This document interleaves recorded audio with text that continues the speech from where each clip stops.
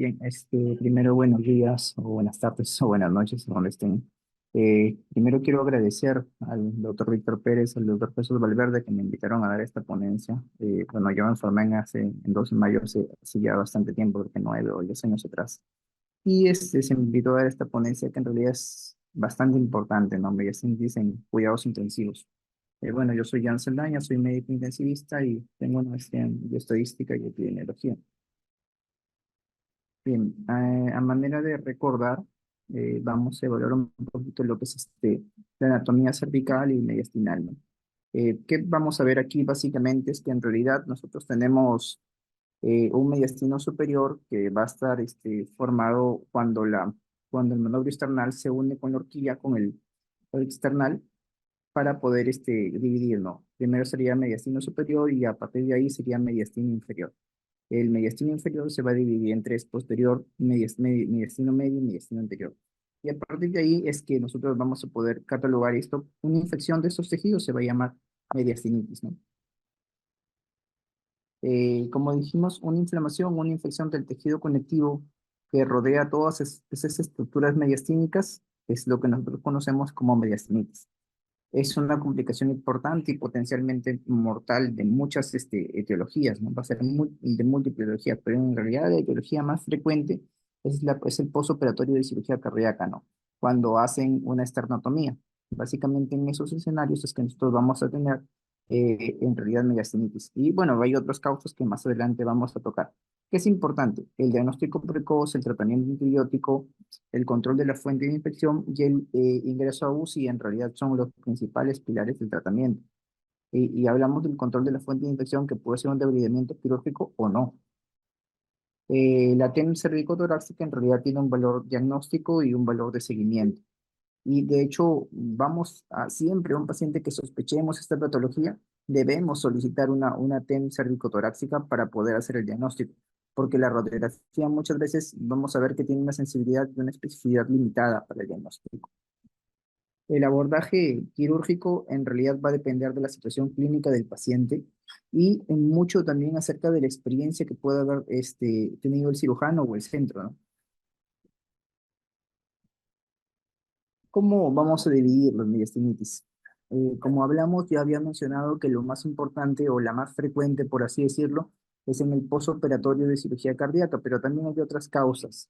Entre las otras causas podríamos mencionar la necrotizante descendente, que de repente pues, por un absceso periducal, eh, un absceso retrofaringio, y algunas causas que también vamos a mencionar, como la angina de Ludwig o el síndrome de Lemierre, que también puede ser causa de mediastinitis necrotizante descendente. Asimismo, por perforación esofágica, que a veces se puede estar ligada a ciertos procedimientos, ¿no? Como la endoscopía, que en realidad es raro, pero podría pasar, ¿no? O posoperatorios de tumores cervicales, ¿no? Que también podrían llegar a perforar el esófago. Y una mediastinitis de la que no vamos a hablar, porque en realidad casi no ingresa a UCI, es la mediastinitis fibrosante crónica, que vendría a ser básicamente secundaria a procesos granulomatosos crónicos, como la TBC, la sarcoidosis, etcétera, ¿no? Y bueno, en realidad lo más importante en una mediastinitis es saber si el paciente es estable o inestable, porque eso va a depender o vamos a tener una conducta quirúrgica diferente, ¿no? Y si el paciente tiene signo de sepsis o no tiene signo de sepsis. Y como volvemos a repetir, la identificación precoz, ¿no? Ahora, en el postoperatorio de cirugía cardíaca, tenemos una incidencia de 0,4 al 5%, un trasplante cardíaco en el 2,5% y generalmente también en pacientes que tengan dispositivos de asistencia cardíaca alrededor del 7,5%. Estos dispositivos, pues llámense ECMO, llámense un CentriMap, llámense un Impella device, ¿no? Entonces, hay varios dispositivos eh, de pero generalmente siempre vamos a tener el antecedente que el paciente ha tenido una estonotomía, ¿no? Ahora, ¿qué criterios vamos a seguir? La CDC hizo una guía para el menisquis el 2016, donde dice que tiene que tener uno de los siguientes: cultivos de líquido o tejido medicinal, examen histopatológico o paciente con síntomas. Generalmente lo vamos a hacer clínicamente el diagnóstico, ¿no? Una temperatura por arriba de 38, dolor, inestabilidad del esternón y un signo de drenaje purulento o una imagen tomográfica. En el 2014 Van Wigner también ha presentado nuestros criterios. Dice que dentro de un año, después de la cirugía, hasta dentro de un año, o sea que en realidad no es solamente en el posoperatorio inmediato, sino que podría ser hasta un año después que el implante esté en su lugar o no, y que la infección relacionada esté relacionada con el procedimiento quirúrgico. ¿Qué más?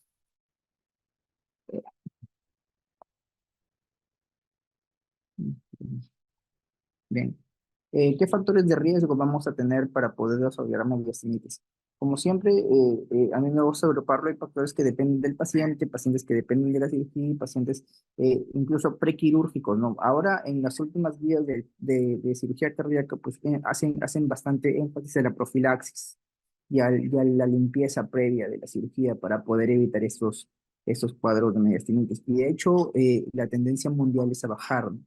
Ahora, en preoperatorios vamos a tener edad avanzada, diabetes mellitus, colonización nasal con estafilococosaurios, eh, obesidad, el rasurado de la piel, el paciente que esté más inestable en un ángulo con clase emocional 3 o 4, el paciente esté entrando a la cirugía con bajo gasto, que la cirugía sea incluso una cirugía de emergencia también, el paciente en el preoperatorio ya tenga un dispositivo de asistencia ventricular. Asimismo, Asimismo, en el intraoperatorio, pues si la cirugía fue de urgencia, si tuvo que hacerse un trasplante cardíaco, si el tiempo quirúrgico fue prolongado, si la profilaxis antibiótica fue coronaria, si usó la mamaria interna, si hay contaminación del circuito extracorpóreo. En el posoperatorio, pues el paciente puede ser reintervenido, internado en UTI con una intervención prolongada, una asistencia ventilatoria mecánica por arriba de las 24 o 48 horas, que el paciente esté sometido a múltiples transfusiones o un estado de bajo gasto.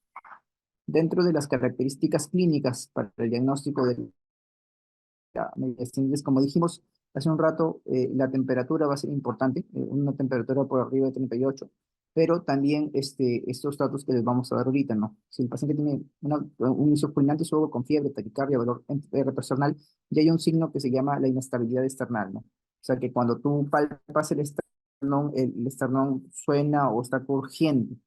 Ahora, en eso también hay bueno, es más adelante el signo de Huffman, pero también hay signos de infección de la herida external, como podemos ver en la imagen de la izquierda, bueno, de la izquierda, seguro de su derecha, pero podemos ver estas imágenes, ¿no?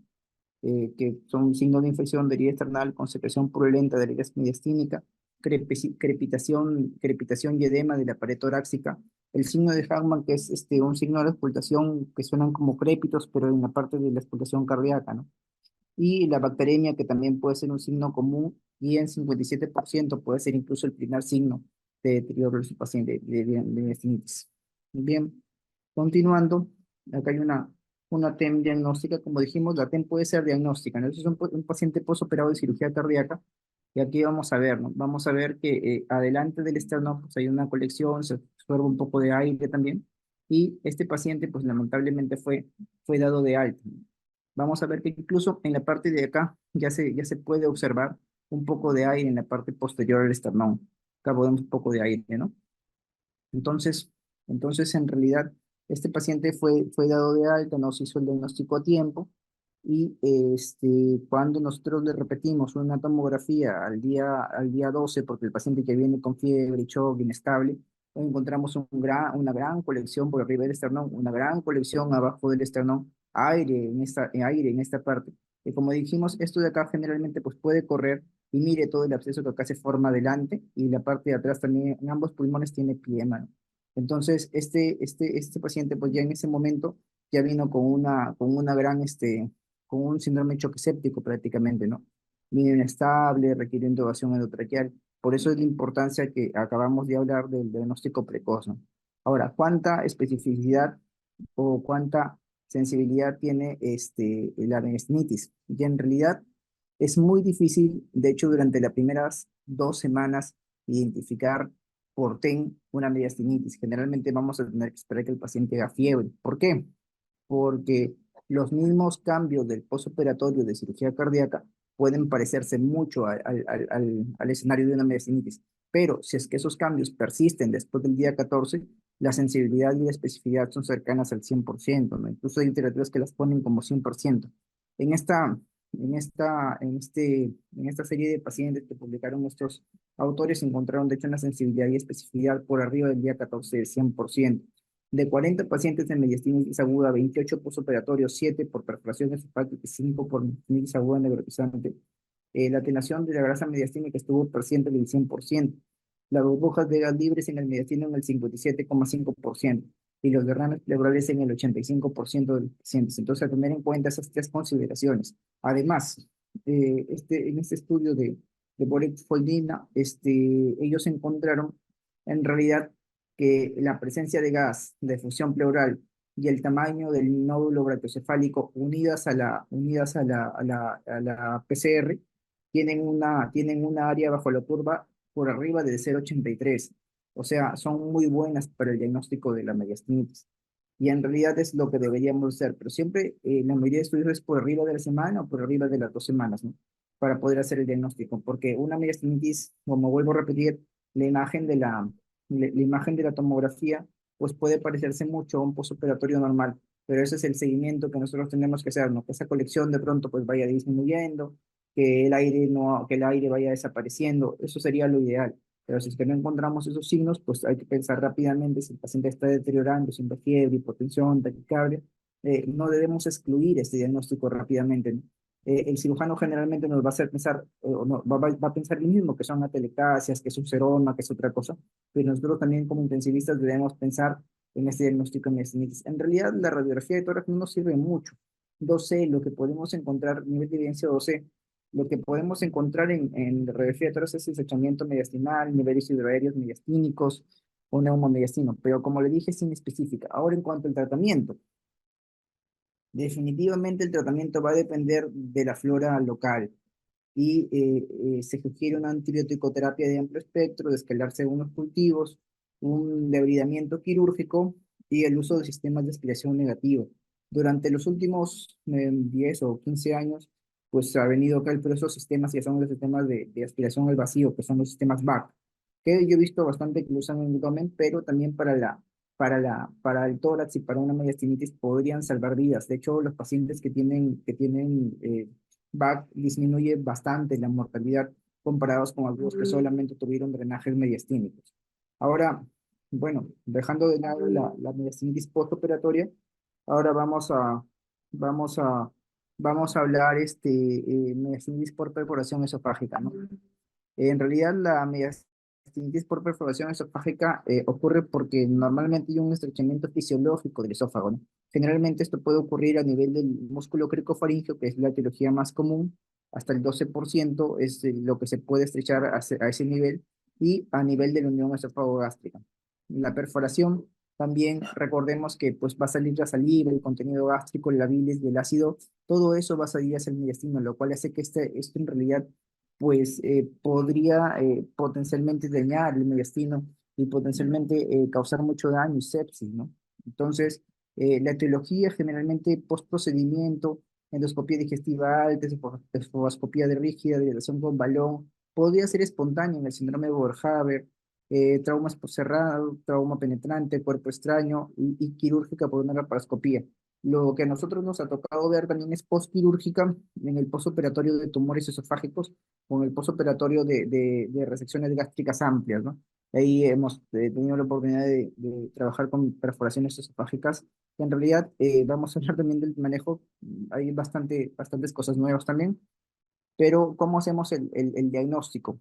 El dolor retroesternal y el dolor en general es un síntoma que está bastante frecuente en una perforación esofágica. La disnea, la fiebre y el enfisema son los síntomas más comunes. En la radiografía de tórax podemos observar neumomediastino o neumotórax y efusión pleural. Parece mucho el anterior, pero alguna cirugía, ¿no? Ahora, el tratamiento. En realidad, el tratamiento, y aquí hay que hacer hincapié en la nutrición, pero se basan en 4 pilares, ¿no? El diagnóstico oportuno, si nosotros sospechamos de esto o el mismo endoscopista dice, porque el cirujano podría darse cuenta incluso cuando va a perforar esófago, si hace un diagnóstico oportuno y de repente es capaz de ligarlo ahí mismo en sala, pues no hay ningún problema, ¿no? Ahora, el soporte en cuidados intensivos de todo paciente que tenga perforación esofágica es vital y el tratamiento antibiótico adecuado, el uso de soporte nutricional. Asegurarnos mucho de que a estos pacientes, por ejemplo, si hacen una esofagotomía en que nos dejen a nosotros en UCI un lugar por donde alimentar a esos pacientes, porque recordemos que la nutrición parenteral solamente va a ser por un tiempo limitado o en realidad es muy costoso para tenerla más allá de 1 o 2 semanas, ¿no? Y el soporte nutricional debe ser dado idealmente por vía enteral, porque si el que se perforó el esófago, por abajo del estómago o desde el estómago el paciente podría llegar a nutrirse, se podría beneficiar de hacer una irinostomía de alimentación o dejar alguna sonda posterior a la perforación para poder nutrir a estos pacientes. En casos complicados, definitivamente el paciente va a tener que entrar a cirugía. Ahora, ¿qué factores están asociados con el suceso de que el paciente, el éxito de manejar un posoperatorio, perdón, de un manejo que no sea necesario llevarlo a sala, ¿no? Si la perforación fue reciente, si la perforación fue bastante circunscrita, si los drenajes solamente están dentro del esófago, si hay extravasación del contraste, no hay extravasación del contraste en las cavidades, no malignidad, no obstrucción, no hay ninguna estructura en la región de la perforación, no hay evidencia de sepsis y el paciente tiene síntomas mínimos. En ese sentido, ahí sí vamos a poder usar un manejo conservador. Pero si es que el paciente está crítico, generalmente se considera hacer un drenaje amplio, debridamiento, cefalostomía cervical, y dejar como siempre, acá incluso insisten en esto, ¿no? Dejar un tubo de gastrostomía o un tubo de ionostomía. Ahora, si el paciente estuviera crítico y si el paciente no tiene una malignidad o no tiene un trastorno de la motilidad esofágica, debridamiento y generalmente podríamos ir a un drenaje primario, ¿no? Una reparación primaria con un amplio drenaje. Si es que el paciente no está crítico, como le digo, la situación va a ser diferente. Si la perforación está contenida incluso, ahora lo que pueden hacer los gastroenterólogos solamente es colocar un stent, un stent esofágico asociado con un drenaje pleural o mediastinal. De hecho, las veces que nosotros hemos tenido la oportunidad de ver esto, como lo diagnostican rápidamente, esto con un stent y con unos drenajes pleurales, en realidad el paciente estando estable, solamente es cuestión de monitorizar en la UCI, ¿no? La perforación torácica en menos de 24 horas en pacientes estables y la perforación primaria en caso de que el paciente puede estar más crítico, pero si está en menos de 24 horas, al menos tiene una evidencia 1A, ¿no? Una evidencia 1A. Podríamos hacer también drenajes solamente drenajes, esfagotomía, y también acá hay otros sistemas BAC que son para esófago que también están cobrando cierta evidencia. Bien, ahora ya para terminar la tercera parte de la charla, al final hacemos un recordaris, pero hablamos ahorita de mediastinitis necrotizante descendente, que describe un proceso infeccioso grave que se origina en los oídos, la nariz o la garganta y se extiende hacia abajo, a través del mediastino o a través de los planos del tejido conectivo. Si es que está por arriba de la carina, generalmente la mortalidad es alrededor del 10%, pero si se encuentra una tipo 2 por debajo de la carina, que podría ser en el mediastino anterior o en el mediastino posterior y anterior, la mortalidad es altísima, llegando hasta un 50%. Las etiologías, infecciones odontógenas, faringias, cervicales, la mortalidad en realidad es variable, ¿no? Y en cuanto a la mortalidad con respecto si es que si es que la mediastinitis necrotizante descendente se asocia a, por ejemplo, a una fascitis cervical necrotizante, es alrededor de 33%. Si se asocia a una angina de Ludwig, podría desarrollar una mediastinitis necrotizante descendente hasta en el 12% de los casos. Eh, Podrían también ser secundaria a un absceso en el cuello profundo, un absceso retrofaríngeo en pequeños menores de 1 año y un absceso peritonsilar, ¿no? La mortalidad, como les digo, es variable, pero si es que está afectado por abajo de la carina, podría llegar a tener hasta el 50% de mortalidad. Bueno, este paciente, por ejemplo, con una angina de Ludwig, ¿no? Este paciente, por ejemplo, con un síndrome de Lemierre, ¿no? Que es una trombosis ahí de la vena yugular interna, ¿no? Bueno, lo que podemos hacer el diagnóstico, igual la TAP cobra una importancia vital. Vamos a ver acá alrededor del cuello aire, ¿no? Aire alrededor del cuello. Vamos a ver también abscesos retrotraqueales, por ejemplo, que también tendrían que ser drenados. Abscesos por abajo, está por abajo de la carina, en ese dividió tribronquio. Y, y lo que nos ayuda también son los reactores de fase aguda, los hemocultivos, la valoración de la cavidad oral. hay que estar atentos a saber cuál es nuestra flora común o de dónde viene el absceso o de dónde viene la infección primaria para poder tratarla adecuadamente. El antibiótico dirigido, antes del uso de antibióticos había una mortalidad cerca del 85%. El paciente con choque séptico debe ser soportado en UCI.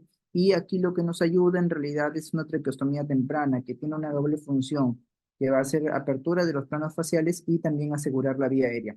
Ahora, recapitulando, hemos hablado de todo como un bloque, pero en realidad sí hay ciertas matices, ¿no? En cuanto a la etiología. La etiología de una mediastinitis por infección de herida external es diferente a la etiología de una mediastinitis necrotizante descendente y igual diferente a una etiología por perforación esofágica, ¿no? Recordar que se pueden meter en ambos casos gram positivos, gram negativos e incluso hongos.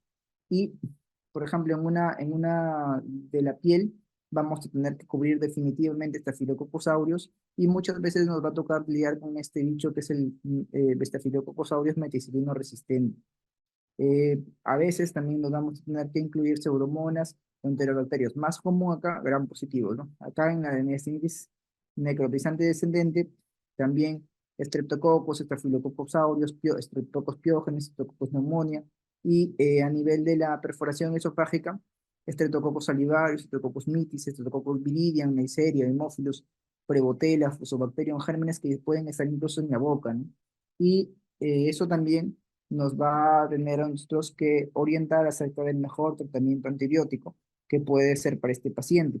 En realidad se recomienda iniciar con piperacillina tazobactam añadido a un glicopéptido o linezolid como primera línea en una infección por herida external por la posibilidad de que haya un estafilococcus aureus, ¿no? Como dijimos que muchas veces pueden ser meticilina resistentes. En una mediastinitis necrotizante, como hay anaerobios, generalmente una cefalosporina tercera y metronidazol, y en una perforación esofágica también vamos a añadir metronidazol y podría ser pipetazo o una cefalosporina de tercera. Entonces, ya para concluir la charla, que yo creo ha estado bastante nutrida en cuanto a los diagnósticos, a las etiologías, como intensivistas, ¿qué debemos hacer? Siempre identificar precozmente el diagnóstico de mediastinitis. Idealmente nosotros ponemos a los pacientes en riesgo de mediastinitis, o sea, ¿qué paciente tiene riesgo de tener una mediastinitis? Y a partir de ahí vamos a elegir el antibiótico óptimo según cada caso.